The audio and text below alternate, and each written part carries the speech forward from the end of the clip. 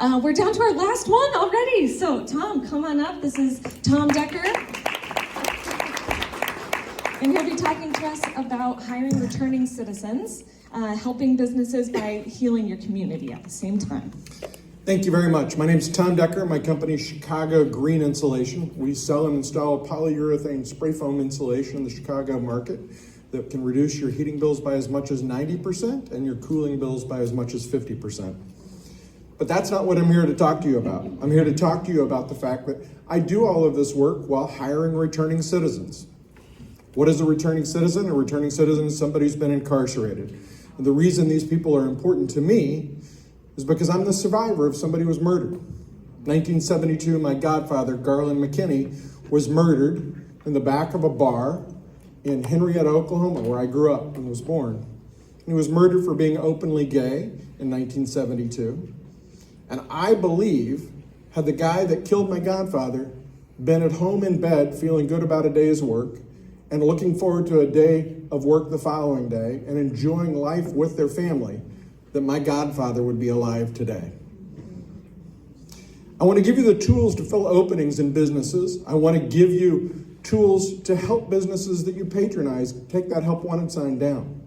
Like a lot of people have spoken today, we see it across the board. So want to do that by giving you some statistics about people who are incarcerated. 1 in 3 people in the United States has a criminal background. In fact, there are more people with a criminal background in the United States than there are people with green eyes. Okay, it's time to move a little. Stand up if someone in your organization or yourself is planning on hiring somebody in the next 6 months. Stand up.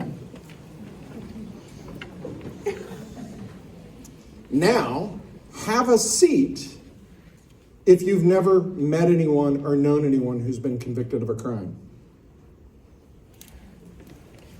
Look at how many people are still standing right now. Those of you who are sitting, take the names and phone numbers of everybody who's still standing, because the truth of the matter is, as everyone assumes, people like them are not people that I want to know or have in my business. People here at this conference have people that they're connected to that have been convicted of a crime. Everybody have a seat. We are not social workers. I believe that returning citizens represent the greatest untapped talent pool available in the United States, and that we as small business owners need to stop complaining about the lack of applications for open positions and start talking about how we can include this pool of untapped talent by offering employment opportunities to them. Everyone is looking for talent to deliver their business to paying customers, and almost everyone is searching in the wrong place. Where do I find these people? The 20 organizations that are within proximity of my business all know that I'm somebody who's background friendly, meaning that I'm not going to preclude somebody applying for a position with Chicago Green Insulation because of a marijuana conviction or a conviction a decade or more ago. What I'm going to do is I'm going to look at them, I'm going to find out what's going on with them, and I'm going to offer them a position based upon their skill set. The unemployment rate in the United States is 27% amongst people who have been incarcerated. For African American men, the unemployment rate of somebody who's been incarcerated is 35%. And for African American women, the unemployment rate is 47%. One study I read said that 70% of formerly incarcerated people that are employed are underemployed. Meaning that if you're in a restaurant and somebody's sweeping the floor and has been convicted of a crime, it's possible that if you get to know that person, they can actually fill a key role in your organization because their skill set is dramatically greater than the opportunities that are presented, and you have an opportunity to offer them that opportunity. I'm not promising you that all of these individuals will work out. I can tell you horror stories of hiring people with criminal backgrounds that haven't worked out, and that's a fact. But I will tell you that the pool of candidates that I get is dramatically greater than the average pool of candidates any other organization who has a check the box for somebody who is an ex-felon or a returning citizen. Recently, I got a phone call from a happy customer who hired me knowing of my work with spray foam insulation, but also my work with returning citizens, because somebody in her family had been directly impacted. We worked on her job for 2 days. She called me after the work was over and she said, Tom, where were the ex-felons on the job? And I said, excuse me? And she said, the guys that you sent were courteous, kind, knowledgeable, attentive to detail, and did a better job than she'd ever seen done before. I laughed. I said, ask the guys on the job site. They've all served time, and yes, they are courteous, kind, knowledgeable, and ready to do a job. That's what I'm talking about whenever I talk about hiring a returning citizen. I want to tell you about a woman named Melody. She worked for an organization called Televerde while she was incarcerated in prison in Arizona. She served 14 years, 2 7-year stints. She came to me after those 14 years of being incarcerated as a 33-year-old single mom with a drug habit and get in treatment. Melody was employed while she was incarcerated in Arizona by Televerde, setting appointments first for a bottled water company and then for Microsoft.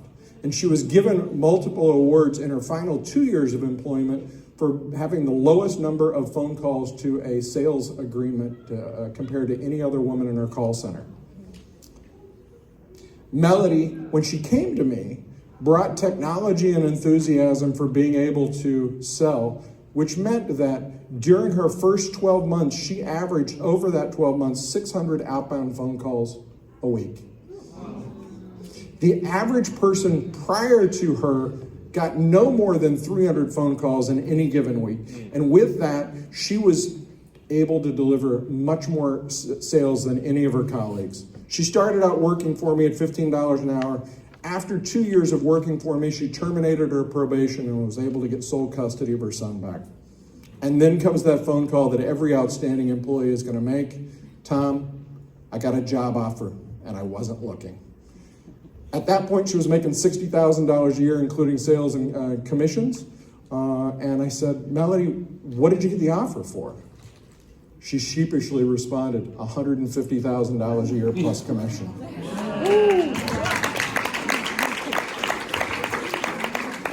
I said the only thing that anybody could say in that particular situation, congratulations, and she generously gave me 4 weeks' notice. She still responded to me because she knew that I was speaking today, so I was texting her about this. Melody is available through the QR. Televerde has hundreds of women in Melody's position, and they are expanding all over the United States. This next slide is myself and my son Eli. 7 years ago, I got a phone call from his second grade teacher. Every parent, whenever they get a phone call on the first day of school from their school, their heart skips a beat and mine skipped a beat. I answered the phone. I said, is my son okay? The teacher said, your son's fine, but I'm calling on a recorded line and I need you to know that I'm a mandated reporter. I said, really? What did my son say that caused you to think that he's at threat of physical harm? And the teacher said, my understanding from Eli is you hire formerly incarcerated people. And I said, yes, I do. He said, do you ever leave your son alone with your employees? I laughed. The teacher then reminded me that he was on a recorded line with his supervisor. I said, sir, I don't leave my son alone with my employees, but I will forever remember that with all the things he could have talked about, the one thing he chose to share with the other second graders in his class that he's proud of is that he knows his family's business participates in offering formerly incarcerated people a pathway to a better life.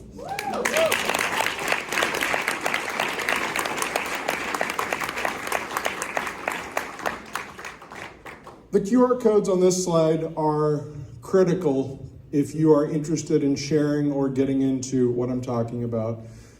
The SHRM code is the Society for Human Resource Management. They have all the details that are necessary for how to sort through somebody with a criminal background who might be good for you or somebody you know. The code next to it, RiseKit is an organization that works in 3 cities around the United States.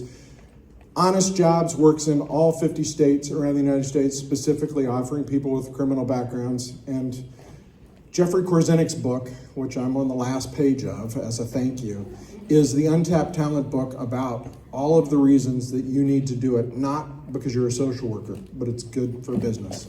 The last thing I'll leave you with is if you have a mod pizza in your community, go have a pizza at that franchise or corporate-owned location, because Mod Pizza from its inception has offered employment to returning citizens. You can do it too. Thank you for your time.